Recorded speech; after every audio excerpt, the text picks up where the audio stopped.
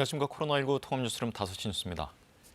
일주일째 1,000명 안팎의 위중증 환자가 유지되고 있는 가운데 코로나19 중환자 병상 부족 문제를 해결하기 위해서 전국 국립대병원에서 코로나19 치료를 우선순위에 두도록 했습니다. 방역당국은 한두 달 사이에 오미크론 변이가 우세종이 될 수 있다고 전망했습니다. 홍혜림 기자가 보도합니다. 오늘 0시 기준 위중증 환자는 997명. 일주일째 위중증 환자가 1,000명 안팎으로 발생하며 지난주 전국 평균 중환자 병상 가동률은 81%를 넘었습니다. 정부는 병상 부족 문제 해결을 위해 전국 국립대병원 치료 우선순위를 코로나19에 두도록 했습니다. 응급하지 않은 수술을 연기해 확보된 병상을 코로나19 환자에 배정한다는 겁니다. 문재인 대통령은 수도권 공공병원 가운데 가능한 경우 감염병 전담병원으로 전환할 수 있도록 해달라고 지시했습니다. 코로나 진료 가력 관련 전문 과목 담당 근무관을 수도권 지역 코로나 중증 병상 운영 상급 종합병원에 전면 투입하겠습니다. 부족한 병상 파악과 빠른 지원을 위해 전국 17개 시도에 현장 방역 의료 지원반도 운영합니다. 또 전국에 임시 선별진료소 34개를 더 설치하기로 했습니다.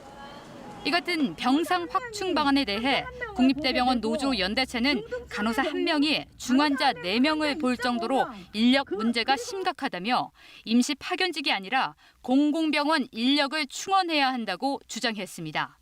한편 당국은 국내 오미크론 분석 결과 10명 중 2명은 진단 시 무증상이었고 현재 전원 경증 상태를 유지하고 있다고 밝혔습니다. 오미크론의 간파 속도는 매우 빠르고 또 빠르게 확산되고 있습니다. 우리나라에서도 앞으로 한두 달 정도 이내 시점에서 우세 변이가 될 가능성도 있고 학부모의 우려 속에 전면 등교가 중단되고 부분 등교와 원격 수업이 이뤄지고 있는 가운데 지난주 하루 평균 844명의 학생이 코로나19에 확진된 것으로 나타났습니다. KBS 뉴스 홍혜림입니다. 민주당과 정부가 내년 재산세와 종부세 같은 부동산 보유세를 올해와 같은 수준으로 동결하는 방안을 추진하기로 했습니다. 이에 대해서 야당은 선거를 앞둔 성심성 정책이라고 비판했습니다. 노태영 기자가 보도합니다. 민주당과 정부가 부동산 보유세를 손보기로 한 건 이대로 두면 내년 세 부담이 커지고 대선의 악재가 될 수 있다는 판단 때문입니다. 최근 주춤한다고는 해도 집값이 한참 오른 데다 여기에 정부의 공시가격 현실화 목표대로라면 공시가격 기준으로 산정되는 재산세와 종부세, 건강보험료 등에 영향을 주게 됩니다. 본인이 원하지 않는 상황에서 이 장부상으로 주택가격 상승에 따른 세 부담과 보험료 부담, 여러 가지 부담에 대해서는 상당히 실수요자에 맞게 조정이 필요한 시점이 되었다. 민주당과 정부는 우선 1세대 1주택의 경우 재산세와 종부세 인상폭에 상한을 두는 방안을 유력하게 검토하고 있습니다. 또 내년에 재산세 등을 산정할 때 올해 공시가격을 그대로 적용하는 방안도 고려 중입니다. 일종의 할인율인 공정시장 가액 비율을 유연하게 적용해 결과적으로 세금 부담을 낮추는 방법도 테이블에 올랐습니다. 1세대 1주택 고령자의 경우 종부세 납부를 유예해주는 방안도 검토됐습니다. 건강보험료와 복지수급자 지정 등 공시가액에 영향을 받는 부분도 대책을 찾기로 했습니다. 국민의힘은 과거와 입장이 달라졌다며 선거를 앞둔 선심성 정책이라고 비판했습니다. 선심을 얻기 위해서 무슨 공시지가를 동결하고 재산세 자체를 동결한다고 얘기돼. 다른 한편에서는 국토보유세를 도입을 해가지고서 투기로 발생하는 이윤을 모두 다 흡수하겠다고. 정의당 심상정 후보도 코로나로 힘든 계층은 정작 종부세 납부 대상도 아니라면서 명백한 부동산 정책 뒤집기라고 지적했습니다. KBS 뉴스 노태영입니다. 정부가 내년 경제 성장률을 3.1%로 전망했습니다. 내수 활성화를 위해 추가 소비 특별 공제 등을 시행하고 물가 안정을 위해 1분기 전기와 가스 요금을 동결하기로 했는데요. 정부의 내년도 경제 정책 방향 발표 내용을 김수연 기자가 전합니다. 정부가 올해 경제 성장률을 4%로 전망한 데 이어 내년엔 3.1% 성장할 것으로 내다봤습니다. 정부는 오늘 내년도 경제정책 방향 발표를 통해 이 같은 전망을 내놨습니다. 우선 수출이 가파르게 증가했던 올해와 비교해서 내년엔 연간 2% 늘 것으로 예상하고 경상수지는 800억 달러 흑자로 올해보다 흑자폭이 축소할 것으로 봤습니다. 대신 내년 민간 소비가 고용과 소득 개선 등에 힘입어 3.8% 증가해 성장을 떠받칠 거라고 밝혔습니다. 다만 대면 서비스 소비 반등을 관건으로 보고 소비 활성화 대책부터 마련했습니다. 먼저 내년에 소비를 올해보다 5% 이상 늘리면 공제율 10%를 적용해 최대 100만 원까지 소득 공제를 더 해줍니다. 특히 전통시장 소비 증가분은 별도로 집계해 중복으로 공제해주기로 했습니다. 면세업계 지원을 위해선 현재 5,000달러인 내국인 면세점 구매 한도를 없애기로 했습니다. 물가 상승률이 올해 2.4%에 이어 내년엔 2.2%로 전망되는 만큼 물가 대책도 마련했습니다. 1분기 전기와 가스요금 등 공공요금을 동결하고 유류세 인하 조치 등은 추후 연장을 검토합니다. 양극화 해소를 위한 대책도 추진합니다. 취약계층 고용 안정을 위해 직접 일자리 106만 개를 만들고 1월에 50만 명 이상 채용합니다. 코로나19 피해가 컸던 소상공인을 대상으론 손실보상 분기별 하한 금액을 50만 원으로 높여 지원하고 저금리 자금 35조 8천억 원도 공급합니다. 전세시장 안정을 위해선 임대료를 직전 계약과 비교해 5% 이내로 인상한 임대인에 대해 양도소득세 비과세 혜택 요건을 완화하기로 했습니다. 이와 함께 내년에도 한국판 뉴딜에 33조 원을, 탄소중립엔 11조 4천억 원을 투입해 미래 경제에 대비합니다. KBS 뉴스 김수연입니다. 민주당 이재명 후보가 방역 조치에 따른 손실보상을 부분이 아닌 전부, 사후가 아닌 사전, 금융이 아닌 직접 지원하는 방식으로 바꾸겠다고 공약했습니다. 국민의힘 윤석열 후보는 군 복무 여건을 개선하고 복무에 대한 합당한 보상을 약속했습니다. 조태영 기자입니다. 민주당 이재명 후보는 현재의 방역조치 피해 보상이 완전하지도 신속하지도 못하다고 지적했습니다. 사후가 아닌 사전 지원, 직접 재정 지원, 전부 지원으로 보상 방식을 전환하겠다 했습니다. 가게 문을 닫고 난 뒤에 뒷북치는 사후가 아니라 급하고 힘들 때 적재적소의 지원을 원칙으로 하겠습니다. 초저금리로 대출을 해주고 임대료, 인건비 등 고정비에 쓴 대출금은 상환을 감면하는 방식을 제시했습니다. 빚을 탕감해주는 신용 대사면과 연간 50조 원 지역화폐 발행, 사실상 재난지원금 같은 소상공인 전용 소비 쿠폰도 약속했습니다. 국민의힘을 향해선 당선 뒤에 하겠다는 대규모 보상을 지금 당장 논의하자 정부에 대해선 시급히 추경을 편성해달라 요구했습니다. 국민의힘 윤석열 후보는 최전방 군부대 초소를 찾았습니다. 북한을 적으로 지칭하며 안보를 강조하고 군장병 처우 개선을 약속했습니다. 여러분들의 노고에 합당한 그런 처우를 계속 해드리기 위해 최선을 저희도 다하겠습니다. 군 복무에 대한 합당한 보상과 직업군인의 수당 현실화, 현역병의 국민연금 가입 기간을 군 복무기간 전체로 확대하겠다는 공약도 내놨습니다. 윤석열 후보는 페미니스트로 알려진 신지혜 전 녹색당 공동운영위원장을 새시대위 수석 부위원장으로 영입했습니다. 윤 후보는 당내 반발을 의식한 듯 생각이 다른 사람들이 토론하는 게 민주주의 정당이라 강조했습니다.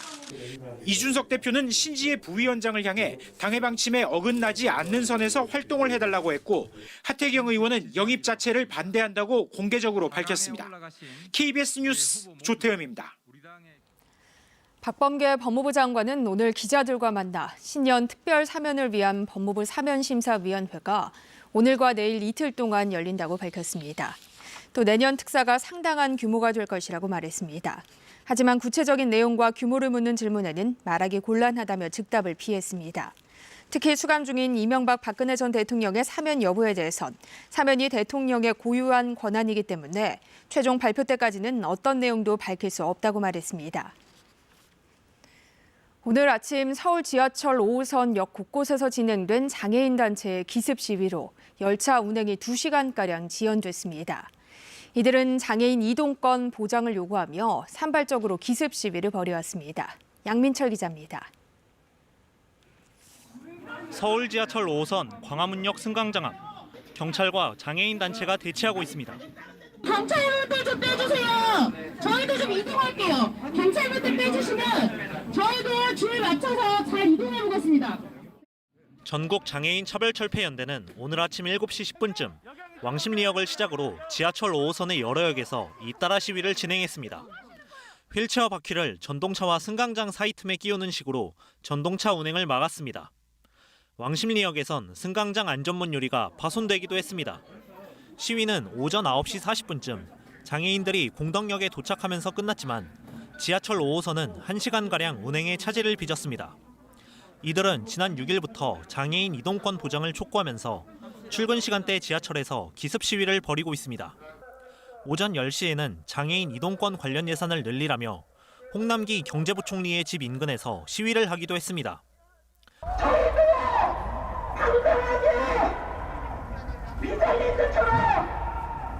지하철도 타고 싶습니다. 버스도 타고 싶습니다. 그런데 버스가 이런 버스밖에 없어서 탈 수가 없습니다.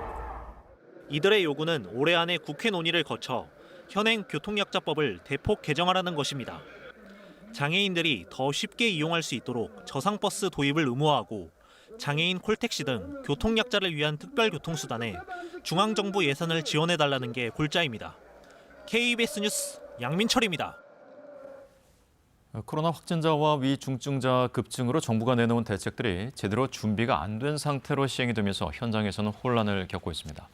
이 시스템 장애로 코로나 검사가 지연이 되는가 하면 재택 치료 중이던 만삭의 임신부가 병원을 찾지 못해서 구급차에서 출산하는 일까지 벌어졌습니다. 정지주 기자가 보도합니다. 초강력 한파가 전국을 덮친 토요일이었습니다. 그리고 오후부터는 폭설이 찾아왔죠. 하지만 코로나 검사를 받기 위한 줄은 계속됐습니다. 온몸으로 매서운 바람을 견디면서 또 눈을 맞아가면서 견뎌야 합니다. 세상에서 제일 싫은 게 코로나라죠. 바로 어린이들입니다. 그 힘든 검사를 받으려고요. 힘들지만 씩씩한 기다림을 이어갔습니다. 하지만 줄은 줄지 않죠. 전자문진표를 작성해야 검사를 진행할 수가 있는데 하필 그 추운 날 아침에 거기에 접속이 안 됐습니다. 서버가 다운된 겁니다. 수기로 다 해주세요. 수기로. 자, 앞에 가면 수기 우리 준비해놨으니까 거기에다가 자기 성명, 생년월일, 남녀 구분 하시고 전화번호만 넣으시면 돼요. 그렇게 급한 대로 등장한 종이 문진표입니다. 스마트폰 이용해서 QR코드 찍고 간단하게 끝났을 일인데 일일이 종이에 적어야 했죠. 검사 대기 시간이 더 길어지게 됐습니다. 밖에서 딱히 막 기다릴 때도 없고 그리고 막 히터가 있는 것도 아니고 그냥 정처 없이 계속 기다렸습니다. 너무 추운데. 질병관리청은 진단검사 기능을 높이기 위해 새벽에 시스템 개선 작업을 했는데 오전 9시 10분쯤부터 원인을 알 수 없는 속도 저하가 생기면서 차질이 빚어지게 됐다고 밝혔습니다. 그리고 9시 25분부터는 단계적 성능 개선이 이어졌고요. 그리고 45분부터는 검사 의뢰 기능이 정상화됐다. 질병청의 설명입니다. 하필이면 이번 겨울 가장 추웠던 날 아침이었죠. 서버가 멈춘 시간은 3, 40분 정도라지만 일찍 가서 기다려야 했죠. 그런 기다림까지 합치면 훨씬 긴 시간을 떨어야 했습니다. 너무 화가 났습니다. 하지만은 의료진분들도 힘들어 보여서 그분들에게 무작정 화도 못 내겠다. 이런 얘기들 많이들 하셨습니다. 자, 그런데 질병청의 관련 시스템이 멈춘 거 이번이 처음은 아닙니다. 백신 예약 초기에도 그리고 방역 패스 시행 첫날에도 시스템 장애가 벌어졌거든요. 정부가 추진하는 방역 관련 디지털 서비스마다 이른바 먹통 현상이 되풀이됐던 겁니다. 방역 당국이 충분한 사전 준비 없이 서비스를 시행했다는 비판이 제기된 이유입니다. 일단 선별진료소 등의 관련 시스템은 정상 운영 중입니다만은 검사를 받아야 할 분들이 너무 많습니다. 온라인 통해서 검사 수 혼잡도를 확인하고 움직일 수도 있다지만요. 이제는 큰 의미가 없어 보입니다. 운영하는 곳들 대부분이 이렇게 혼잡하기 때문입니다. 기다려서 검사를 받으면 다행입니다. 마감 시간 전에 서둘러 왔지만 내 앞에서 줄이 끊기는 일이 생기거든요. 난 여기가 지금 5시까지 와도 된다 그래서. 되는데 여기 사람이 많아서 오늘은 사람이 많으면 저희가 일찍 끊긴 하거든요. 다른 기다림도 있습니다. 코로나에 확진됐지만 병상이 없어서 입원이나 입소를 기다리는 분들입니다. 출산을 앞둔 만삭의 30대 여성도 있었습니다. 코로나 확진으로 재택 치료 중이었는데요. 새벽에 갑자기 진통이 왔다죠. 경기도 양주에서 벌어진 일입니다. 출산 임박했지만 확진자다 보니 일반 산부인과는 못 갑니다. 인근 병원 16곳에 연락을 했지만 남은 전담 병상이 없었다는데요. 결국 구급차 안에서 출산을 하게 됐습니다. 남자 아기입니다. 12월 18일 새벽 1시 36분 구급차 아니었지만요. 건강하게 태어났습니다. 아기와 산모는 병실도 가까스로 찾아서 입원을 하게 됐다죠. 앞서 경기도 수원에서도 재택 치료 중이던 임신부가 10시간 넘게 병원을 찾아서 헤맨 끝에 병원에 도착하자마자 출산을 한 일도 있었습니다. 방역 당국 힘든 상황입니다만 이렇게 출산이 임박한 여성들을 위한 대책 또한 시급하다는 목소리가 높습니다. KBS 뉴스 정지주입니다. 미국에서는 오미크론 변이가 빠르게 퍼지면서 다시 힘든 겨울이 될 수 있다는 전망이 나왔습니다. 미국의 전문가들은 지금도 이미 한계에 다다르고 있는 의료 상황이 더 심각해질 수 있다는 관측도 내놓고 있습니다. 워싱턴에서 이정민 특파원입니다. 오미크론이 다시 힘든 겨울을 가져다 줄 것이다. 연말 코로나19 상황에 대해 비관적 전망을 내놓은 파우치 미국 백악관 수석의료 고문은 미국 일부 지역에서 이미 전체 코로나19 감염자 중 오미크론 감염자 비율이 30에서 50%에 육박하고 있다고 밝혔습니다. 오미크론 변이로 감염자 수는 물론 입원 환자, 사망자도 기록적으로 늘 거라는 전망을 부정하지 않았습니다. This virus is extraordinary. It has a doubling time of anywhere from 2 to 3 days. With Omicron that we're dealing with, it is going to be a tough few weeks to months as we get deeper into the winter. 이미 코로나19 입원 환자로 포화 상태에 다다른 병원들의 의료 시스템이 1, 2주 내에 심각한 상황에 이를 수 있다고도 전망했습니다. 미국 학계는 앞으로 3주에서 8주 내에 미국인 수백만 명이 오미크론에 감염될 거라는 비관적 전망을 낸 상태입니다. 특히 이미 오미크론 변이가 델타 변이 감염을 압도하기 시작한 미국 북부에서 상황이 더 심각할 수 있다는 게 전문가들 전망입니다.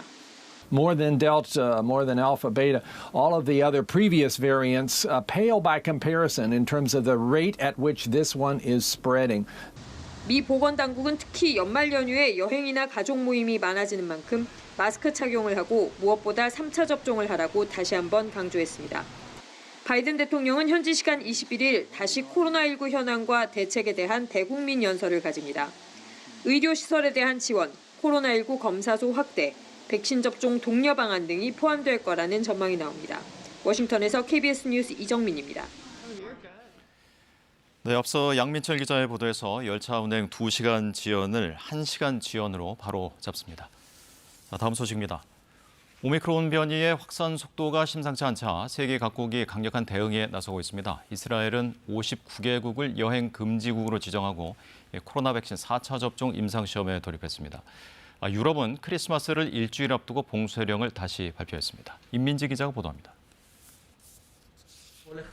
나프탈레 베네트 이스라엘 총리는 현지 시각 19일 코로나19 5차 유행이 시작됐다면서 서둘러 백신을 접종하라고 권고했습니다. המספרים עדיין לא גבוהים, אבל זה וריאנט מדבק ביותר, ובקצב הכפלה של כל יומיים שלושה, כמו שאנחנו רואים בכל העולם, ניתן לומר שהגל החמישי החל. 이와 함께 이스라엘은 앞서 아프리카 50개국을 여행 금지국으로 지정한 데 이어 최근 영국과 덴마크 등 9개국을 여행 금지 대상에 추가했습니다. 또 이스라엘 최대 의료기관인 셰바 메디컬 센터는 자체 의료진 150명을 대상으로 백신 4차 접종 임상시험을 진행하기로 했다고 밝혔습니다. 임상 대상은 최근 1년간 백신 접종 후 일정 수준 이상의 항체가 형성됐고 지난 8월 20일 이전에 추가 접종까지 마친 의료진입니다. 코로나19 새 변이 오미크론의 확산을 고려해 유럽 또한 발빠른 조치를 취하고 있습니다. 현지 시각 19일 영국의 하루 신규 확진자는 82,886명으로 연일 최다 기록을 세웠습니다. 이 중 오미크론 사례는 37,101건을 차지했습니다. 이처럼 코로나 감염자가 폭증하자 신규 확진자의 80%가 오미크론 감염으로 추정되는 런던시는 의료 시스템의 붕괴가 예상되는 비상사태, 즉 중대 사태를 선포했습니다. hospital admissions are going up, but also staff absences are going up by a massive level. So I've taken the decision, in consultation with our partners, to declare a major incident today. 네덜란드는 전국적인 봉쇄에 들어가 마트와 약국 등 필수 상점을 제외한 영업장들은 다음 달 14일까지 문을 닫습니다. 프랑스 파리는 31일 새해맞이 불꽃놀이를 취소했고 덴마크도 극장과 공연장 그리고 박물관 등을 폐쇄했습니다. 프랑스에 이어 독일도 영국에서 오는 여행자들에 대해 2주간 격리 조치에 들어갔습니다. 오미크론이 유럽을 중심으로 급증하자 유럽의약품청은 미국 제약사 노바백스가 개발한 코로나19 백신에 대한 긴급 사용 승인을 위한 회의를 오늘 열 예정입니다. KBS 뉴스 임민지입니다. 겨울철 난방을 위해 비용이 적게 드는 화목보일러를 사용하는 가구가 적지 않은데요. 하지만 화목보일러는 불씨가 흩날리기 쉬워 산불 등 큰 화재로 이어질 위험이 큰 만큼 주의가 필요합니다. 김초롱 기자입니다.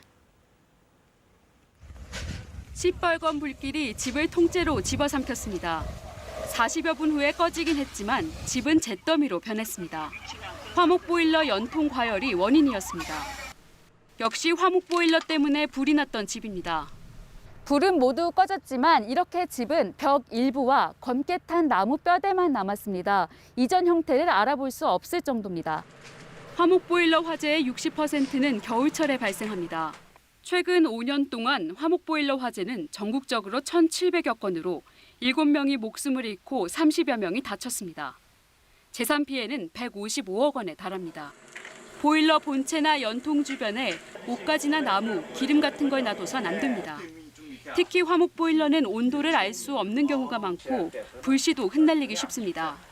지난해 5월 강원도 고성 산불의 경우 불씨가 원인으로 꼽혔습니다. 화목보일러 연통에서 나온 불똥이 바람을 타고 낙엽이나 풀에 떨어졌을 경우에 산불로 이어질 수 있습니다. 보일러 부실 시공도 문제입니다. 부실 시공으로 설치한 화목보일러에서 화재가 종종 발생하고 있는데요. 규격에 맞게 설치하는 것이 무엇보다 중요합니다. 가급적이면 전문 업체에게 연통에 그을음이 쌓여 연기가 제대로 배출되지 못하면 불이 붙을 정도로 온도가 높아질 수 있기 때문에 연통 관리도 중요합니다. KBS 뉴스 김초롱입니다. 겨울철 대표 과일하면 역시 딸기죠. 현재 국내 딸기의 80%는 서량이란 품종인데 소비자들의 선택지를 넓히고 경쟁력을 향상하기 위해 최근 농가들이 품종 다변화에 나서고 있습니다. 한솔 기자입니다. 새빨갛게 익은 딸기가 바구니에 수북히 쌓여갑니다. 크고 달면서도 청량한 향이 일품인 홍이 딸기입니다. 충남 홍성군이 한 육종회사와 7년에 걸쳐 개발한 신품종으로 올해 처음 농가에 보급됐습니다. 홍이 같은 경우에는 이제 표면이 좀 더 단단한 것 같아요. 이게 일단 크고 이제 맛이 좋으니까 충분히 시장성도 있을 것 같고. 과즙이 풍부하고 단맛과 독특한 향을 가진 두리양 딸기. 충남 농업기술원 딸기연구소가 신품종 개발에 성공해 최근 첫 선을 보인 품종입니다. 킹스베리와 써니베리 등 소비자가 선호하는 맛과 향을 더해 4종의 신품종 딸기도 함께 출하했습니다. 현재 시중에 유통되는 국내 딸기의 80%가량은 서량 품종입니다. 단맛이 뛰어나 소비자들의 인기를 끌고 있지만 독주하다시피의 품종 다변화의 필요성이 제기되었습니다. 농업기술원과 딸기 농가들은 딸기 품종을 다양화해 소비자의 입맛을 공략할 수 있고 신품종 프리미엄 딸기의 해외 수출 확대로 농가 수입 증대도 기대하고 있습니다. 요즘 트렌드에 맞게 해외를 수출할 수 있게 단단하고 크기가 크고 맛이 좀 독특한 쪽으로. 소비자들의 선택지가 넓어지면서 앞으로 겨울철 대표 과일인 국내 딸기 시장의 경쟁이 치열해질 전망입니다. KBS 뉴스 한솔입니다. 연금저축과 퇴직연금의 미수령액 규모가 6천억 원이 넘는 것으로 나타났습니다. 금융감독원은 시중은행들이 지난 8월 연금 미수령자 16만 8천 명에게 연금 수령 안내문을 우편 발송했다고 밝혔습니다. 하지만 연금을 찾아간 사람은 4만 2천 명으로 아직 남아있는 미수령액이 6,300억 원에 이른다고 설명했습니다. 연금저축, 퇴직연금 가입자는 금융감독원, 통합연금 포털을 통해 미수령 연금액을 확인할 수 있습니다. 이어서 오늘의 주식 시황을 KB증권에서 전해드립니다. KB증권입니다. 오늘 코스피는 큰 폭으로 하락하며 3거래일 만에 3,000선을 반납했고 코스닥 또한 외국인의 순매도에 1%대의 약세를 보이며 1,000선을 하회했습니다. 오늘 코스피는 54.73포인트 하락한 2,963회, 코스닥은 10.75포인트 내린 990.51에 마감됐습니다. 지난 주말 미국 증시는 계속되는 긴축 정책과 오미크론 변이에 대한 우려로 하락 마감했습니다. 코스피는 개인의 매수에도 기관과 외국인의 매도에 하락하는 흐름을 나타냈습니다. 시총 상위 종목들이 대부분 내린 가운데 반도체 대장주인 삼성전자와 SK하이닉스가 동반 하락세를 보였습니다. 또한 2차 전지 관련주가 내림세를 보이며 LG화학이 장중 52주 신저가를 기록했고 크래프톤이 전거래일과 달리 하락 전환하며 4% 넘게 떨어졌습니다. 한국전력은 내년 1분기 전기요금 동결 소식에 내렸습니다. 반면 시제는 5거래일 만에 상승하며 좋은 흐름으로 마감했고 펄어비스는 지난주에 하락세를 회복하며 상승했습니다. 오늘 원달러 환율은 9원 90전 오른 1,190원 80전에 거래를 마쳤습니다. 지금까지 KB증권이었습니다. 오늘 서울에서는 낮 기온이 11.9도까지 올랐습니다. 평년 기온을 약 7도나 웃돌았는데요. 내일도 큰 추위는 없겠습니다. 내일 아침 대부분 지역에서 영상에서 출발하겠고 한낮에도 평년 기온을 웃돌겠습니다. 다만 성탄절 토요일에는 추위가 시작돼 일요일에는 이 추위가 절정을 보일 것으로 전망됩니다. 오늘 밤부터 내일 오전까지 안개가 끼겠습니다. 특히 중부 내륙 지역에서는 가시거리가 50에서 200m 이하로 많이 짧아지겠습니다. 속도 줄여서 안전하게 이동하셔야겠습니다. 내일 낮부터는 하늘이 맑아지겠지만 수도권과 강원 영서, 충청과 호남, 경북 지역에서는 미세먼지 농도가 나쁨 단계로 예상됩니다. 여기에 동해안 지역은 날이 건조하고 강풍특보가 발효될 만큼 바람이 강하게 불고 있습니다. 작은 불이 큰 불로 번질 위험이 높은 만큼 불씨 관리에 신경을 쓰셔야겠습니다. 내일 아침 기온은 서울이 4도, 청주 3도, 전주 5도, 대구 1도 등으로 오늘보다 높겠습니다. 한낮에는 서울이 8도, 청주 11도, 광주와 대구 14도까지 오르겠습니다.